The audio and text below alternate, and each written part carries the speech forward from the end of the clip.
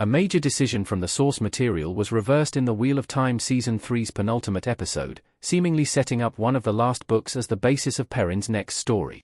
Devoting an entire episode to the Battle of Emond's Field from the Shadow Rising, Golden Eyes looks to be the final chapter in Perrin's Season 3 arc. Not unlike the Shadow Rising, Perrin's adventure in the third season wrapped up with the Two Rivers folk achieving a victory over Padan Fane's Trolloc army. Much of the build-up closely resembled the efforts Perrin, Alanna, Fail, and a few other Wheel of Time characters made to prepare for the Trollocs, including Perrin's offer of an alliance to Dane Bornhold and the Trollocs. However, some of these characters, such as Dane and Fail, made choices not shared by their book counterparts.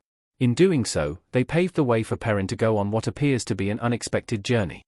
If the ending of Golden Eyes is any indication, Towers of Midnight will be one of the plotlines explored in Season 4, if it happens.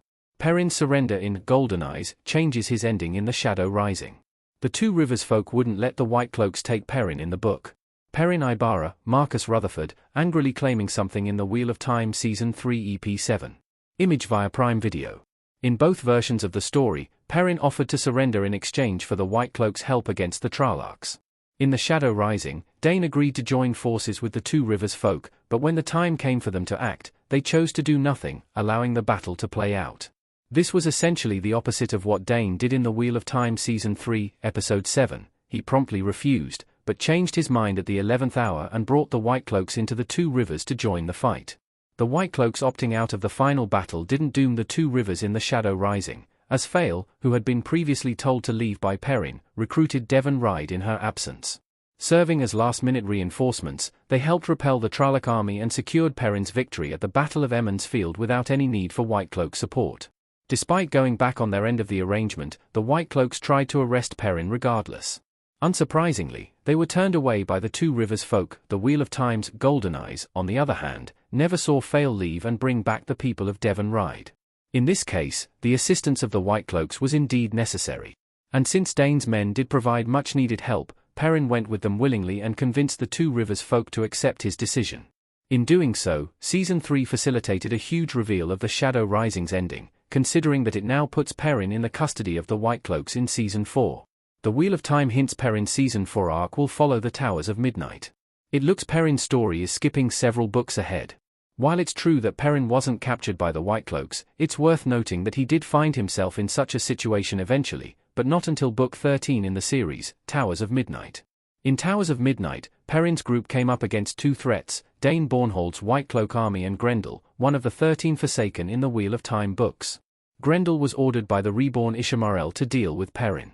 Meanwhile, the White Cloaks wanted Perrin to pay for what they perceived as crimes against their members. Perrin subjected himself to a trial conducted by the White Cloaks, but ultimately had to put his differences with them aside as a result of Grendel's plotting. Towers of Midnight's Perrin story culminated in the Wolf Brother reaching an understanding with Dane Bornhold and the White Cloaks, one that would enable them to be unlikely allies in the last battle. Despite skipping multiple books, a Towers of Midnight adaptation in Season 4 makes sense. Perrin isn't in Book 5 at all. Perrin Ibarra, Marcus Rutherford, taking a last glance in the Wheel of Time Season 3 EP 7. Image via Prime Video. The Wheel of Time leaping so far ahead in Perrin's arc would be surprising, but there are shared aspects of the Shadow Rising and Towers of Midnight that would make this transition feel organic. Both Perrin stories hinge on one key event, the death of Geofram Bornhold. With that in mind, it does make some degree of sense for the Wheel of Time to resolve it immediately after its adaptation of the Shadow Rising, rather than prolong it for several seasons after it's already been forgotten by many viewers. The circumstances presented in the Shadow Rising's ending certainly do allow for this. Had the White Cloaks captured him then, Perrin could have stood trial for the killing of Geofram much sooner. Perrin's exchange with Dane indicated that this will happen just as it did in Towers of Midnight, as Perrin expressed a willingness to face White Cloak justice for what happened in the Wheel of Time Season 2's ending. What's more, there isn't a clear alternative for Perrin's next adventure. Perrin was notably absent in the Shadow Rising sequel, The Fires of Heaven. With the Forsaken known as Ravin, Rand's opponent in The Fires of Heaven, being poised to serve as a major antagonist later on, it's possible that the show is moving on to that book next. If so, picking one of Perrin's future arcs could be the best way of ensuring that he has something to do in a potential Fires of Heaven adaptation. The Wheel of Time has most of the building blocks it needs for Perrin's Towers of Midnight story. One of Grendel's pawns has already been introduced. The cover Towers of Midnight by Robert Jordan. Working a mostly self-contained story like Towers of Midnight into the show's fourth season isn't implausible, but there are complications that come with it. Perrin's trial and Grendel's emergence can technically happen now, but the story hasn't progressed to a point where all building blocks are in place.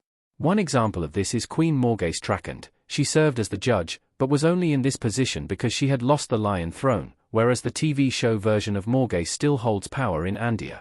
There's also the matter of Galad Damodred, Morgase's stepson and a high-ranking White Cloak. He's one of Towers of Midnight's main characters, with Galad playing a pivotal role in Perrin's interactions with the White Cloaks. The problem here is that the show hasn't made any effort to set up Galad's association with the Children of the Light. That means the Wheel of Time Season 4 would either have to speed that up significantly or risk another massive change by not aligning Galad with the White Cloaks.